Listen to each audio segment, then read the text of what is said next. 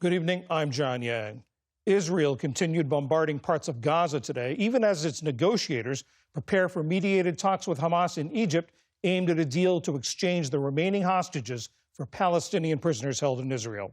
And that could be the first step toward ending the war in Gaza. Leaving the White House this morning, President Trump was optimistic. You're going to have peace, if you think about it, peace in the Middle East for the first time in, they say, really 3,000 years. So I'm very honored to be a big part of that.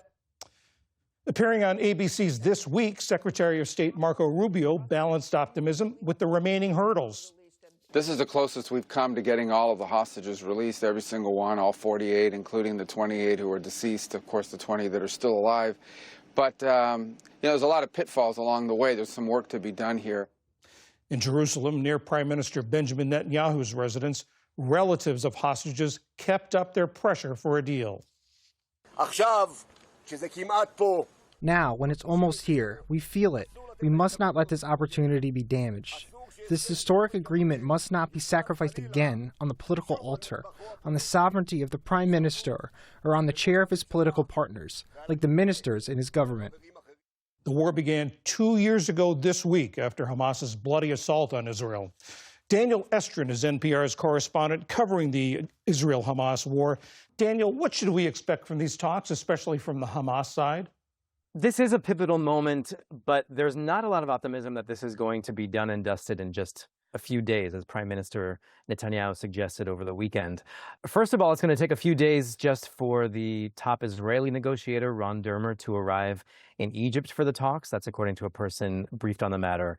But there's a lot to discuss here, and Netanyahu spoke about this being a matter of a couple days to discuss the technical details of a hostage release. But Hamas is saying that it's going to take a lot longer than just a few days to find the bodies of the deceased hostages in Gaza. Hamas's strategy here is really to use its one and only card, which is the hostages, and to use that for its advantage. It's going to be asking for a lot more than just the details of the hostage release, and it's going to try to obtain some concessions. For instance, Hamas might be expected to say, we cannot collect the hostages alive and dead as long as Israeli bombardment is going on, and they will seek guarantees for Israel to hold its fire. It may also seek a further troop withdrawal than Israel has said it's willing to do. So there's a lot here at stake. Hamas saying yes, but to Trump's plan, yes to releasing hostages, but to the rest. And it's enough to bring them and everyone to the table to negotiate the details.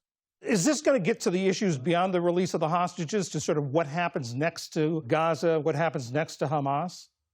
The short answer is we don't know. This 20-point plan that Trump put out includes all kinds of provisions, including what happens in a post-war Gaza. There's a lot of, I think, wiggle room in the fairly vague and open-ended wording of Trump's plan that allows Hamas and Israel and all the sides to come to the table and say, okay, there's enough here that we need to negotiate.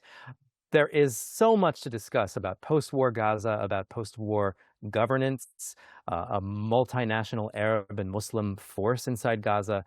We don't know whether Hamas and the Egyptian mediators will demand that during these talks coming up in Egypt this week, that those issues get hammered out. But we should expect one thing. Hamas will want guarantees that releasing the hostages up front, which it's willing to do now, will not allow Israel afterwards to return to war. Well, what's the mood of the people? What's the mood of people both in Gaza and in Israel? I think there is cautious optimism I'm hearing on both sides, in Gaza and in Israel. In Israel, there's a lot of war fatigue after 2 years of war. Polls show the majority of the public wants this deal for the war to end and for the hostages to return. But there is the issue of the far-right flank in Netanyahu's government, which has been asking and pleading with Netanyahu to carry on with the war and to ensure that Hamas is destroyed. And we've heard from Netanyahu's far-right allies that if Hamas is not done with at the end of this prisoner hostage exchange, hostages being given up for Palestinian prisoners, that key parts of Netanyahu's coalition will quit. And so Netanyahu is facing a serious domestic political dilemma. He could lose his government over this deal. And in Gaza, many people we've been speaking to say that they finally feel a little cautious optimism.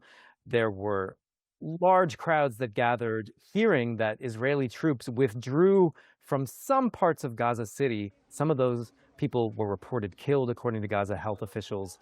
And even though President Trump publicly thanked Israel for stopping the bombing in order for this process to go forward, Israel has continued in its bombardment of Gaza. It says that it's only doing defensive action and not offensive action. We don't know the definition of how Israel defines offensive versus defensive action. We do know that Gaza health officials are reporting scores of Palestinians killed just in the past day. NPR's Daniel Estrin in Tel Aviv tonight. Thank you very much. Thank you very much.